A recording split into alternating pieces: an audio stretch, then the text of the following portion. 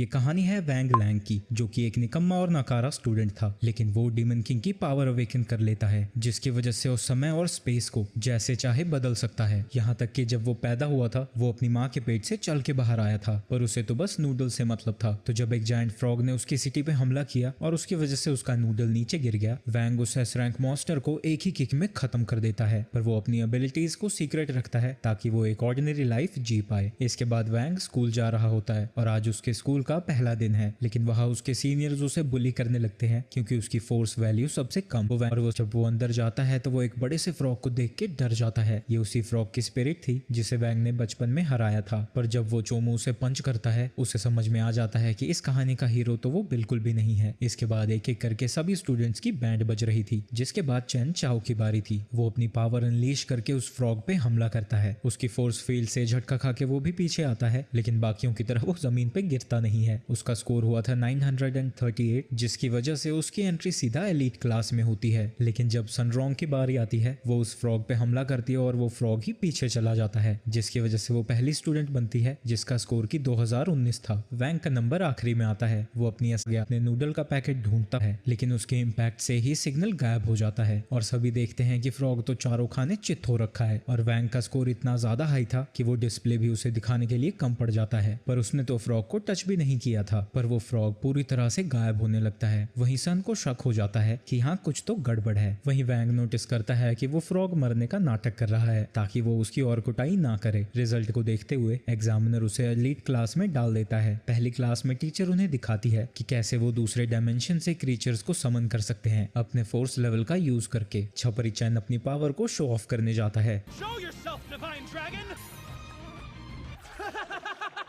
जब सभी लोगों का उस पे हंसना बंद हो जाता है तो सभी लोग अलग अलग चीजें समन करना शुरू कर देते हैं। वहीं सन ने एक स्ट्रे डॉग को समन किया था, पर वो कहती है कि आखिर मुझे कितनी स्पिरिचुअल पावर चाहिए थी एक स्पिरिट बेस्ड को समन करने के लिए। तभी टीचर की नजर वैंग पे पड़ती है। वो कहती है, अबे जंगूर तू क्यों नहीं कुछ कर रहा? तो वैंग भी सोचता है उसे भी कुछ करना ही होगा। तो जब वो समन करने की कोशिश करता है वो आसपास काफी सारे एलियन बीस्ट को सेंस कर पा रहा था। तभी वहां अचानक से एक धमाका होता है और वैंग ने उसी जायंट फ्रॉग को समन किया था। वो वैंग को देख के डर जाता है। मेरा पीछा छोड़ दे मेरे बाप। सभी को बचाने के लिए टीचर सन के डॉग को यूज करके अपने मैजिक को मिक्स करती है और उस फ्रॉग को एक पपी में ट्रांसफॉर्म कर देती है, जिसके बाद सभी लोगों को वो डॉग बड़ा ही क्यूट लगने लगता है। पर चुपके से वैंग वहां से निकल रहा था क्योंकि असल में उसने अपनी सारी जिंदगी अकेले ही बिताई है। जब वो पैदा होने वाला था और उसके फादर उसका वेट कर रहे थे, वो नर्स को देखते हैं जो कि डिलीवरी रूम में धमाका होने के बाद बाहर आ रही